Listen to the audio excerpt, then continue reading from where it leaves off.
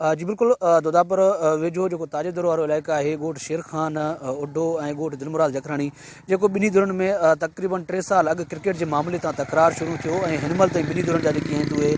11 खां वधीक माण्हू मारिजी विया आहिनि, जॾहिं त 20 खां वधीक ज़ख़्मी थी चुका आहिनि, जंहिंजो अॼु जेको आहे त सर्किट हाउस लाड़काणे में मीर मंज़ूर ख़ान पंवर ऐं सरदार गौसबख्श ख़ान महर जे सरपंची में अॼु जरगो थी रहियो आहे ऐं ॿई धुरियूं हिन महिल जेकी आहिनि उहे पुलिस जी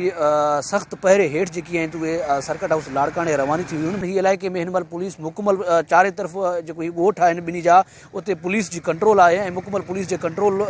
में हीअ ॿई ॻोठ आहिनि ऐं हीअ धुरियूं जेकी आहिनि रवाना थी विया आहिनि। तव्हांखे ॿुधाईंदो हलां त 3 साल अॻु में हीअ हिकु क्रिकेट रांदि जे मामूली